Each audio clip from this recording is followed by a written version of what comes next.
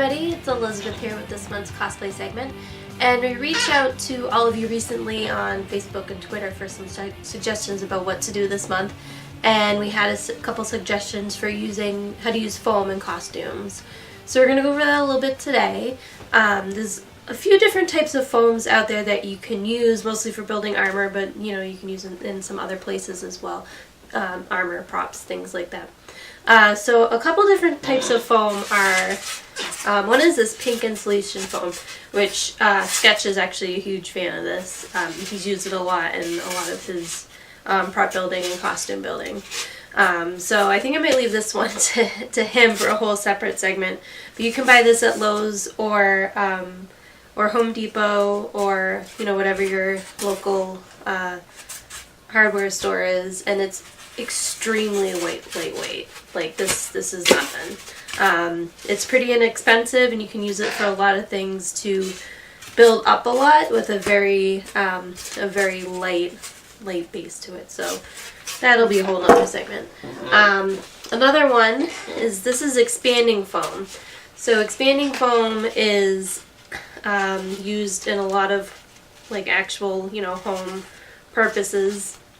But what you do with it is you spray it, and it bubbles up into this big, huge mass of foam stuff, and then you shape it with a knife to the shape you need, and then you can fill it with a number of different products and smooth it out.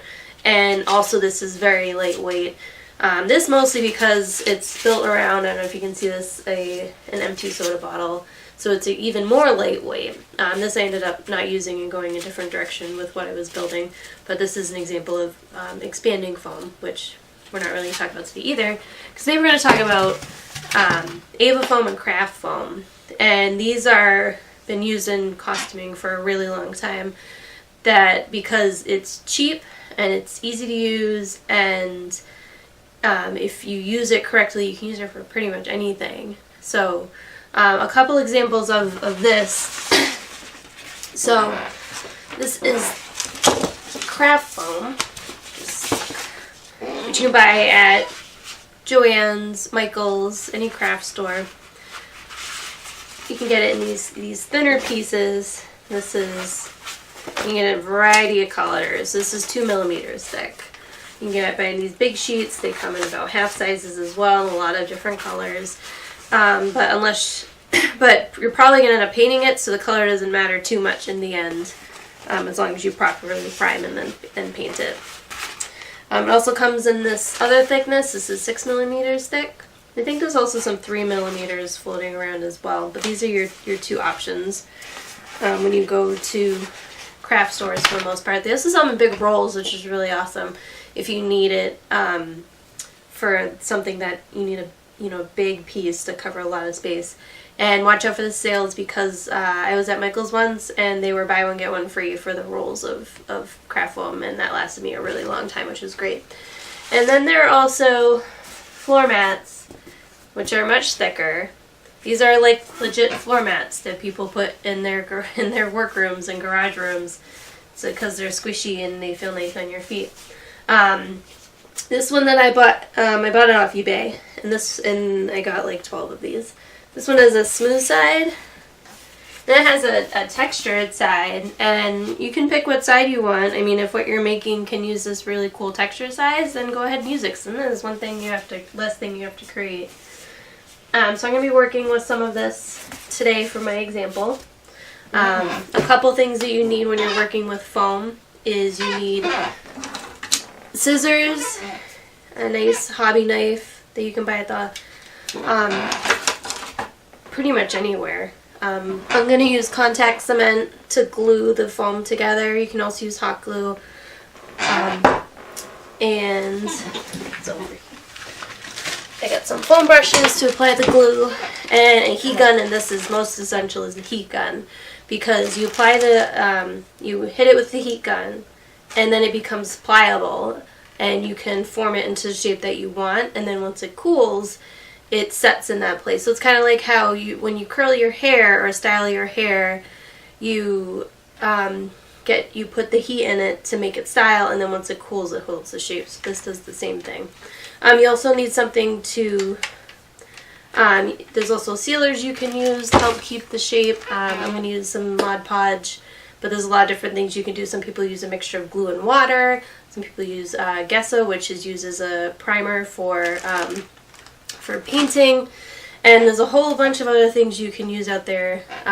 If you need sandpaper to make shapes, you can do that as well. And two other awesome tools if you have them, which I currently don't right now, is a Dremel, like a rotary tool to help make designs, to help sand things down, to create different shapes. And then also something like a soldering iron. You can make shapes in the foam as well with that, and that's a pretty cool tool to use. So I've used these methods a little bit over the years to create things here and there. And one awesome, like really awesome resource you can use is Punish Props. You can go to their website and they have a 3-part ebook all about using foam to make armor, to use it in your costuming. It is really fantastic, and we highly recommend that you go there and get these books, and they will help you immensely learn more about what you can do with your armor building when using foam. So the project I'm currently working on is, I just read this, the Return of Donna Troy special I picked up on Free Comic Book Day. So I'm doing this kind of armor thing. I'm not going to really wear this for a while, maybe early next year, but it's the only real armor project I have going on right now, so this is what I'm going to show you guys what I'm going to do. So focus on that shoulder armor and building that shoulder armor. So I'm going to get started. To start, I began by making my pattern just out of some drawing paper. It's a little heavier weight than just regular printing paper. And I took 2 large pieces and taped them together at the short end so it could go all the way from the front to the back around the shoulder. Then I pinned it to my dress form in a few places. Took me a while to get it where I wanted going. Next, I took my reference on the front cover of the comic and just began sketching out, drawing out on my pattern where the shape of the armor would be. This took a little bit of time to get the shape right, and as I was working on it, I made sure to keep things in reference to scale. So as I point out here, the width of her fist here is about the same width as the bottom of that front part of the armor, so I use that as a guideline to scale the armor to my size. From there, I just kept sketching and sketching and sketching away, and I found at one point that I did need to add more out to the side, so I taped on another piece of the same paper, and I sketched and sketched some more to get the overall shape that I wanted. Sorry that I keep blocking the camera. I'm not very aware of where I was while I was doing this. Once I had the shape drawn out, I then cut it out. And you don't want to worry about making mistakes here. Don't be afraid of making mistakes here. This is where you want to make mistakes, because you're using cheapo fabric and not your actual materials. You're making a pattern. And like here, I screwed up. So I didn't go out as far as I initially wanted to. I cut a little too much off, so I added on some more paper, redrew my lines, and cut it out again. So don't be afraid to make mistakes. I know I've said that like 3 times, but you know, a lot of cosplay work is trial and error, and messing up here and getting it right here will make things much easier down the line.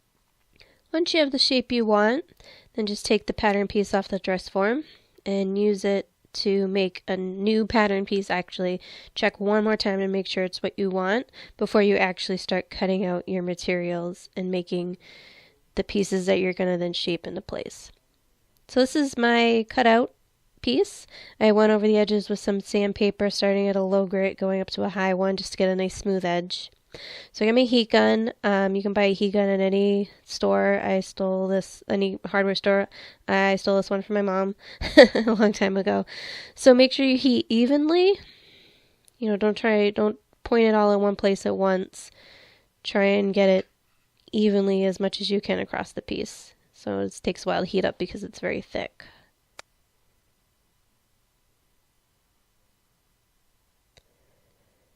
Once it's heated up and pliable, you want to put it on your dress form or whatever you're using to help make the shape of it and press it into place, get it into place, so that way when it starts cooling, it'll start cooling in that shape. So I have some duct tape.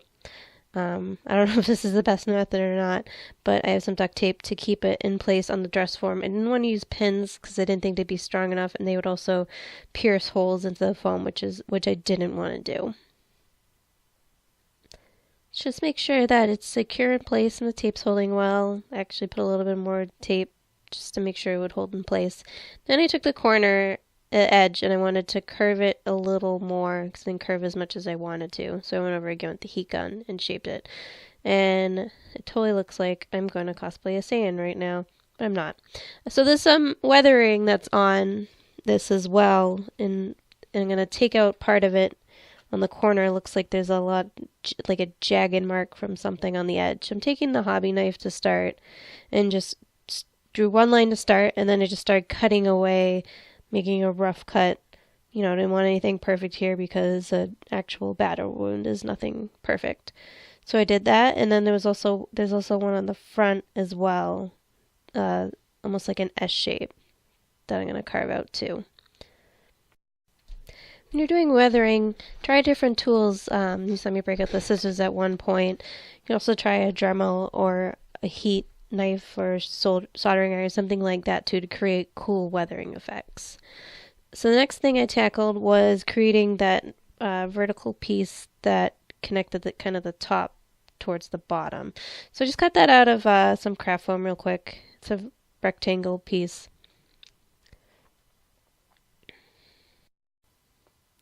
Alright, so I took the piece and made sure that it fit correctly and was what I needed.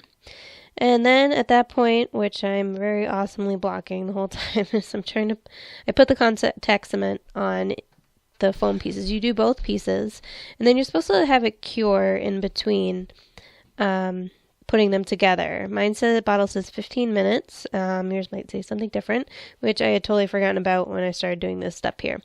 Also, when you're using contact cement and when you're heating up foam like this, you want to use a well-ventilated area or use some kind of respirator mask to help protect you. Also, keep in mind, if you have small animals or anything like that, this can definitely affect them more than you. So if you can go outside, go outside. If not, make sure there's a fan blowing and an open window or 5 where you're working. So after I let it cure a little bit, I then apply it to the armor, and it sticks immediately. You just press it a little bit, and it sticks really well. I also cut out the little circle that goes at the top and applied the contact cement to that and attached it. Alright, so now I have my finished, well, not close to being finished, I got painted and everything. I got my shaped armor piece with the details I want to add to it. This is almost kind of like a basic example of what you can do. There's a lot of really cool things that you can accomplish by using foam in different ways. And not a ridiculous cost either. So definitely check out those ebooks I mentioned from Punish Props if you want to learn more. We'll probably be doing paint at some time in the future, which hopefully Sketch will take, because that's definitely his strong suit. So someday I'll get this painted up and made with that actual costume. I did change my shirt because I had little black pieces from when I was sanding this.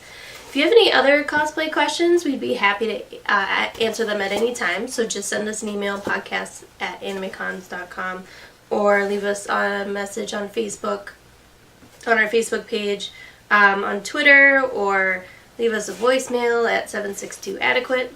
And if you have an idea for an upcoming cosplay segment, we'd be happy to take a look at it for you and do a future episode about it. Until next time, we'll see you later. Bye.